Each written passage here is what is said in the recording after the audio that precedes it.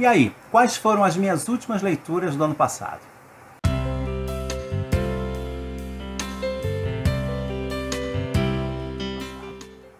2020 já acabou e mesmo já tendo até vídeo de retrospectiva das leituras do ano, eu achei bastante válido trazer esse vídeo com as leituras de dezembro, porque alguns dos livros que eu li naquele mês ou não apareceram naquele vídeo de retrospectiva ou foram apenas mencionados de passagem. Aliás, para quem ainda não viu esse vídeo, eu vou deixar o link tanto aqui em cima nos cards quanto na caixa de descrição para quem tiver interesse em dar uma olhada, tá ok?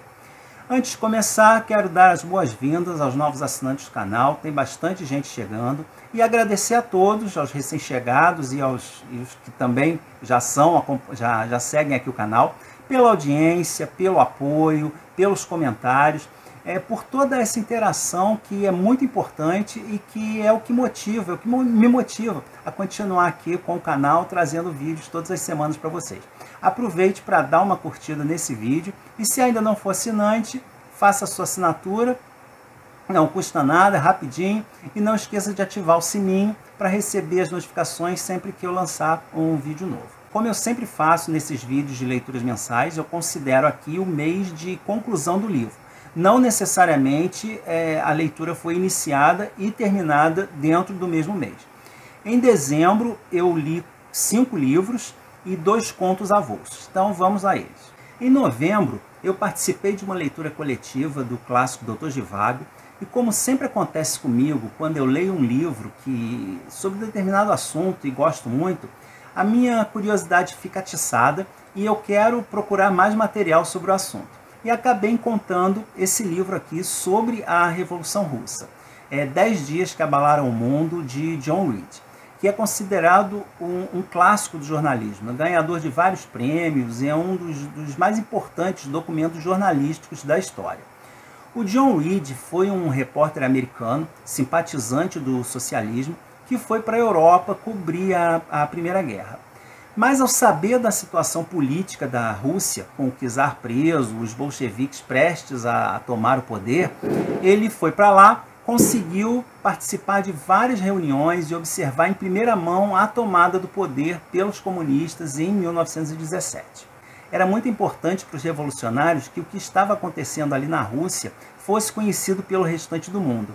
Então eles abraçaram o John Reed com muita vontade e ele teve então a oportunidade de participar de vários encontros, inclusive alguns encontros secretos, e em primeira mão ter contato, ter conhecimento de vários documentos, de vários manifestos, e tudo isso mais tarde ele compilou e colocou nesse livro. Por se tratar de um livro jornalístico e até por conta do assunto tratado, não é um livro com a leitura muito fluida e muito fácil, até porque ele reflete bastante o caos que estava instalado no país nessa época. Mas é um livro muito rico e crucial para se entender mais profundamente essas mudanças políticas e sociais que aconteceram na Rússia e que foi, sem dúvida, um dos fatos mais marcantes, não só na história daquele país, como na história da humanidade. E isso visto pelo lado de dentro. Então, é realmente um documento muito importante. E essa edição da Penguin é riquíssima em material complementar. Ela traz recortes de jornais, íntegras de discursos, de manifestos, decretos do governo e dos manifestantes, circulares que passaram a vigorar ali no calor do movimento. Enfim, é um livro imprescindível para quem gosta do assunto e para quem quer saber mais sobre a Revolução Russa.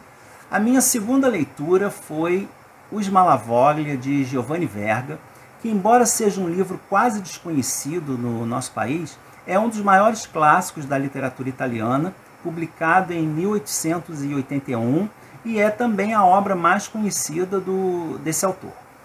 O Verga ele era discípulo do Émile Zola e ele foi o introdutor do naturalismo na Itália, onde recebeu o nome de verismo. E com esse livro, o Verga pretendia dar início a uma série de 5 livros, onde ele iria abordar o tema do progresso e as consequências do progresso nas mais diversas classes sociais que existiam ali na Itália, nessa época, que aliás nem era ainda um país único. E ele tinha a ideia de que as mudanças trazidas pelo progresso se assemelhavam a uma maré que acabava por varrer, por levar e derrubar todo mundo que tentava se opor a ela, independente da classe social.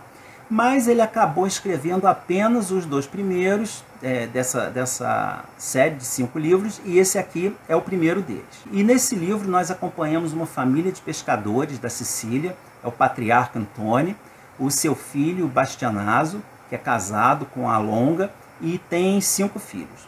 O principal meio de sustento dessa família é um barco chamado Providência, que é um pequeno barco que eles utilizam para pescar. Com a partida do filho mais velho para prestar o serviço militar, a força de trabalho da família fica diminuída, e para compensar essa perda, o velho Antônio tenta fazer ali uma barganha comercial, pegar uma carga para transportar para outro lugar, mas um acidente acontece e dá início à decadência econômica e social dessa família. É um livro, como é normal nos livros naturalistas, bastante pessimista, trágico, mas ele é narrado de uma forma bem inusitada e até mesmo muito bonita. O narrador dessa história praticamente não aparece, a história é quase toda contada através dos diálogos entre os personagens, com muito pouca interrupção do narrador.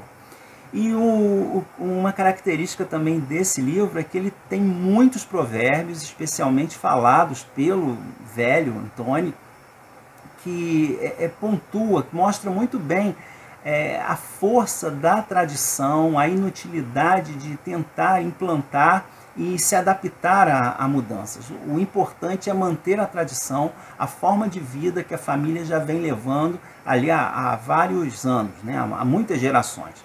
Então é um livro muito interessante, eu pretendo fazer um vídeo exclusivo sobre ele, porque tem bastante coisa interessante para comentar. Aguardem aí, fiquem de olho nos próximos vídeos do canal. Todo final de ano também eu gosto de fazer uma leitura natalina, e esse ano eu queria sair do óbvio, que é o Conto de Natal do Dickens ou Quebra-Nozes.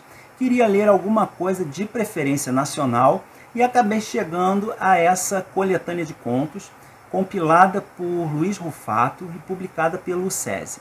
São 27 contos de autores nacionais, todos com temática natalina, mas na sua grande maioria fugindo daquele lugar comum de Papai Noel, de árvore de Natal, troca de presentes, etc. A maioria dos contos presentes nessa coletânea são bem mais intimistas e são voltados para os mais diversos sentimentos que podem acontecer nessa época do Natal, que para muitas pessoas não tem nada a ver com o motivo de alegria, de festa, de celebração. E a seleção aqui é bem variada, com contos de várias épocas, de autores diferentes, indo desde os clássicos absolutos, como Machado de Assis e o Missa do Galo, que é talvez o conto de Natal mais famoso da nossa literatura. Tem Lima Barreto também, e vai até nomes modernos, como Marçal Aquino. E passando por vários grandes nomes da nossa literatura, né? E alguns contos bem consagrados, como Mário de Andrade, com o conto O Peru de Natal, a Lígia Fagundes Telles, com o belíssimo e bastante sensível Natal na Barca, Carlos Drummond de Andrade, com o conto que dá título ao livro, Presépio, e o que para mim foi um dos contos mais bonitos e também mais angustiantes dessa coletânea, que foi o conto Natal no Paraguai, da Raquel de Queiroz. Para quem gosta de leitura natalina, mas saindo um pouquinho do óbvio, é um livro que vale muito a pena conhecer, independente de ser Natal ou não. Também tem vídeo exclusivo para ele, eu vou deixar o link tanto na caixa de descrição aqui embaixo, quanto nos cards aí em cima. A minha quarta leitura foi The Last Letter Home, ou A Última Carta para Casa, do sueco Vilhelm Moberg, que faz parte da saga Os Imigrantes, que eu venho lendo aí no decorrer do ano. E nesse quarto e último volume, dessa saga que conta a história de famílias que saíram da Suécia em meados do século XIX e foram para os Estados Unidos. A gente acompanha vários momentos importantes da história americana e o impacto que esses acontecimentos tiveram na vida desses imigrantes. Com a crescente onda de imigração da Suécia para os Estados Unidos, a pequena comunidade ali de suecas estabelecidos no estado, no que hoje é o estado do Minnesota, cresceu e acabou se transformando numa vila e mais tarde numa cidade. Os primeiros imigrantes já são cidadãos americanos, começam a participar ativamente ali da vida do país, participando das eleições e também sendo convocados para o exército, quando eclodiu a Guerra Civil. E também por conta dessa imensa vinda de imigrantes, os indígenas nativos vão sendo cada vez mais acuados em áreas menores e tendo sido enganados pelo governo em relação à indenização e distribuição de alimentos que tinha sido prometida a eles por conta da tomada de suas terras, eles declararam guerra contra esses imigrantes, aproveitando-se de que a maioria dos homens estava lutando na guerra civil e as propriedades estavam desprotegidas. E começaram a atacar as fazendas, as propriedades, com muita brutalidade, causando muita morte e destruição. É um episódio que a gente praticamente não conhece, mas que é bem importante na história do país, conhecido como as Guerras Indígenas. E em meio a isso tudo, nós continuamos acompanhando a saga da família Nilson, com os filhos já crescidos, e vão cada vez mais se integrando à sociedade americana, ao ponto de já nem se lembrarem mais da sua língua, dos costumes da sua Suécia natal. Então foi uma série muito bacana de ler, gostei muito. Como eu disse, tive que fazer a leitura em inglês, porque infelizmente não existe em português, mas foi uma leitura assim, extremamente válida e uma das melhores que eu fiz no decorrer do ano de 2020. Nos últimos dias do ano, eu queria um livrinho curto que não ultrapassasse a virada do ano e aproveitando toda a badalação em torno da comemoração do centenário da Clarice Lispector, eu finalmente peguei um livro dela para ler. Eu só conheci a autora por conta de alguns contos e crônicas e confesso que eu tinha um pouco de medo de pegar um livro dela e encontrar uma leitura truncada e bastante difícil. E apesar de ser um livro curtinho, apenas 88 páginas, eu fiz a leitura bem devagar para tentar absorver ali o máximo possível.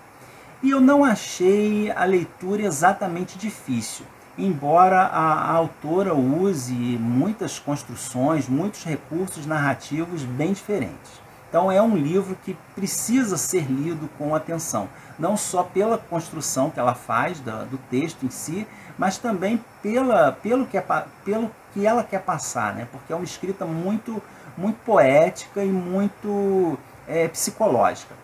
E é um livro bastante profundo, né? Não tem como negar. É um daqueles livros que pedem muitas e muitas leituras em momentos diferentes da vida para que se consiga ter percepções diferentes e conseguir reter e entender muita coisa que ela quis dizer, que ela quis colocar ali na sua história. E a Macabeia é uma das personagens mais fascinantes da literatura. É uma alagoana órfã que vai tentar a vida no Rio de Janeiro, trabalhando como datilógrafa, e o seu único lazer é ouvir a rádio relógio, que eu nem sei se ainda existe. E ela é tão ingênua que a sua ingenuidade chega a ser inacreditável. Mas mesmo assim, ela é colocada de uma forma que acaba se tornando bastante verossímil. E a gente acaba torcendo por ela, sofrendo junto com ela as humilhações que ela enfrenta. Eu lembrei inclusive de uma novela com a Cláudia Gimenez, se eu não me engano, em que sempre que ela levava uma bronca, ela agradecia. E é mais ou menos o que acontece aqui com a Macabeia. Em determinados pontos ela chega até a pedir desculpas por viver, por ser um ser humano. Enfim, é uma leitura muito bonita. Eu não vou fazer vídeo para ele, porque eu não tenho cacife para tanto. Aliás, o que não falta aqui no YouTube é vídeo sobre Clarice e sobre esse livro. E como eu terminei a leitura de A Hora da Estrela no penúltimo dia do ano, eu não queria iniciar nenhum livro, então peguei 2 contos avulsos do projeto Literatura Descoberta. Eu já falei sobre esse projeto outras vezes aqui no canal, e é um projeto idealizado pela tradutora Laura Escaramuça, que tem por objetivo resgatar obras menos conhecidas, muitas vezes inéditas, de contistas de língua inglesa. Então, mensalmente, ela disponibiliza ali na Amazon novos títulos. Todos eles são bem baratinhos, em torno de R$ 1,99, R$ 2,99, e muitos deles, eventualmente, são colocados ali de forma gratuita. E é bastante interessante, é um projeto que vale muito a pena conhecer e apoiar. Os dados também estão aqui na caixa de descrição. E desse projeto eu li 2 contos, ambos de autores americanos. O primeiro deles foi Amor Aprisionado, de O. Henry, que é um autor inédito para mim, e fala do encontro de 2 velhos amigos durante uma viagem de trem. E o encontro desses é sempre algo inesperado, mas quando uma das pessoas está numa situação difícil, nem sempre é um encontro agradável. E é exatamente isso que acontece no conto, quando 2 amigos se reencontram, né, num trem, e alguns sentimentos entre eles surgem com esse encontro, mas um deles está numa situação bastante inusitada e o que atrapalha um pouco esse reencontro. Não tem como falar muito, né, porque é um conto bem curtinho e contos são sempre difíceis de falar muito, porque qualquer coisa você entrega o conto inteiro. Mas também vale muito a pena conhecer esse conto. E o segundo foi Cara de Lua, que é um conto de 1906, da autoria do Jack London, que é um dos maiores escritores americanos, né, autor de clássicos como O Chamado Selvagem, O Lobo do Mar. E é um conto ao mesmo tempo trágico e cômico, que fala sobre a relação entre 2 vizinhos, é narrado por um deles, que é um homem extremamente amargo com a vida e que carrega uma raiva incompreensível do seu vizinho por ele estar sempre alegre, bem disposto e de bem com a vida. A relação entre os 2 é bastante amigável, mas essa antipatia que o narrador sente pelo seu vizinho acaba chegando a um ponto em que ele decide que não dá mais para suportar esse modo de vida do vizinho. E o desfecho desse conto vai ser bastante surpreendente, como geralmente são as histórias do Jack London. Então, outro conto também que vale muito a pena conhecer. E essas foram as minhas leituras do mês de dezembro. Agora eu quero ouvir de vocês o que foi que vocês leram no final do ano, qual foi o livro que encerrou o ano de 2020 para vocês. E agradecer mais uma vez a presença de todos, convidá-los para continuar acompanhando o canal no decorrer de 2021, que eu pretendo trazer aqui para vocês sempre novas e bastante interessantes leituras. Tá bom? A gente se vê no decorrer do ano. Um grande abraço a todos. Tchau, tchau.